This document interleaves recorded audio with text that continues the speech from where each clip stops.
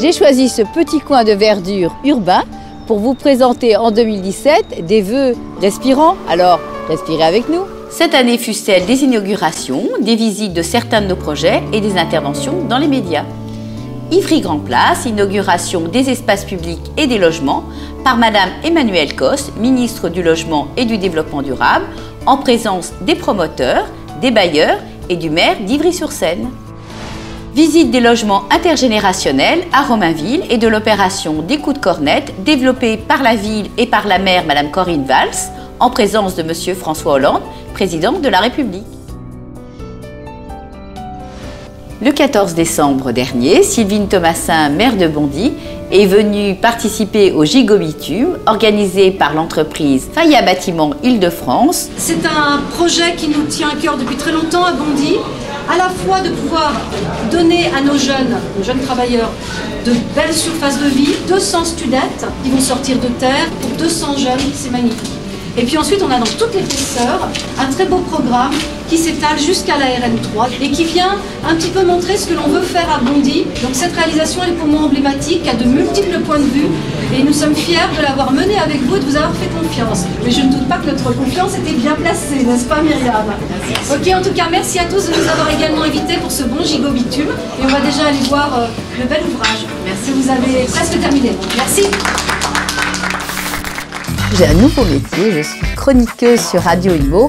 J'anime des conversations architecturales et urbaines 2 fois par mois, ce qui me permet à la fois de mettre en valeur les acteurs importants de ces métiers de l'architecture et de l'urbanisme. Quelques interviews déjà à la clé, dont ce matin Ariane Boulot-Cède, DGA Aménagement de Grand Paris Aménagement, puis des billets d'humeur, des chroniques sur des sujets qui m'importent. Retrouvez-moi sur radioimo.fr. Hop, dans la boîte. Intervention au Forum des projets urbains le 15 novembre 2016 en présence de Laurent Rivoire, maire de Noisy-le-Sec et de la Séquano, pour exposer le projet d'Engelhardt, 600 logements et un parking innovant. Vous allez découvrir quelques images d'une opération que nous venons de livrer à la ZAC de la Croix-Petit à Cergy-Pontoise de 80 logements pour BNP. Une belle réussite. Celle-ci nous donnera l'occasion en 2017 de développer un partenariat avec l'agglomération de Cergy-Pontoise, un produit de logement assez innovant, mais c'est une surprise à découvrir sur les réseaux sociaux.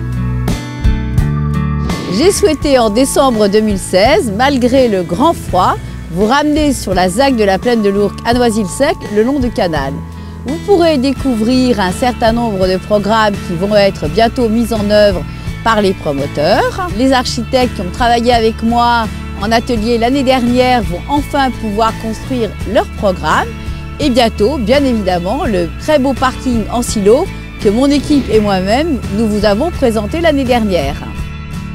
Une nouveauté sur le canal de l'Ourcq, la gare du Grand Paris Express a été décidée. C'est l'agence Big qui va pouvoir la construire.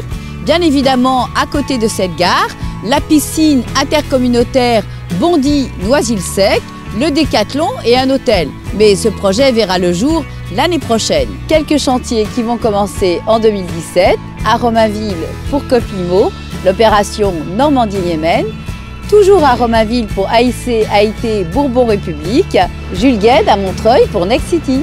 Quelques projets à venir, Neuilly-sur-Marne pour ICAD et Vinci, une opération à Gif-sur-Yvette et une autre à Orly-les-Roses.